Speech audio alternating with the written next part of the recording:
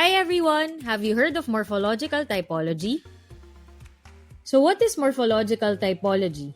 Morphological typology is a way of classifying the language of the world that groups languages according to their common morphological structures, and it organizes languages on the basis of how those languages form words by combining morphemes. Morphological typology is classified into two big categories according to the way in which they put morphemes together to form words. Based on this, there are two basic morphological types: the analytic languages and synthetic languages. Analytic languages are also called isolating languages because each word tends to consist of a single independent morpheme. Such languages do not make use of affixes and grammatical markers, for features like tense and case are generally characterized as unattached morphemes. They are most common in Southeast Asia, but some such languages are also found among the Austronesian languages. Vietnamese provides an example of this type of language. Another example from Fijian, in which strict adherence to a VOS word allows for a correct interpretation. Some isolating languages do mark subjects and objects, though they do so through the use of separate morphemes rather than affixes. Tongan employs such markers before the noun. Therefore, it can be seen that while isolating languages make little use of some morphological processes, they are nonetheless quite capable of showing grammatical relationships. Amazing, right? Now we go to synthetic languages. Synthetic languages differ from analytic ones in that they string several morphemes together into multi-morphemic words. Languages of this type make abundant use of such morphological processes as affixation and compounding.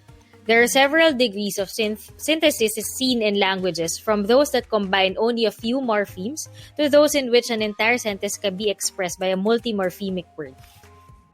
Languages of the latter type are called polysynthetic languages and are sometimes seen as comprising their own separate morphological class.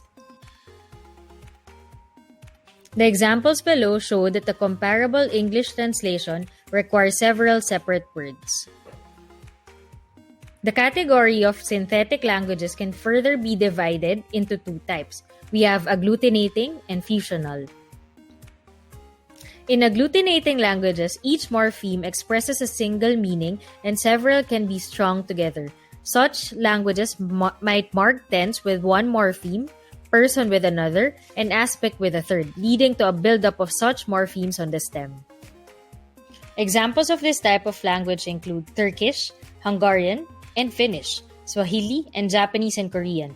The following Turkish example shows different markers for number, possession, and location. An example from Swahili shows agglutination in verbal morphology. Markers for person, tense, and object are realized as separate morphemes on the stem. Agglutinating languages can produce some very long words from the concatenation of morphemes, each with its own function. Did you know that in contrast to agglutinating languages, in fusional or inflectional languages, single morphemes simultaneously combine or fuse several meanings in one form?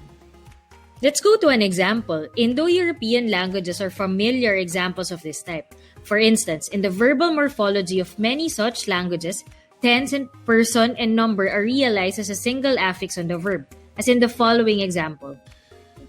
Fusional morphology can also be seen in case markings, as in the case below from Russian. Here, the affixes on nig, book, indicate both case and number in a single fused morpheme.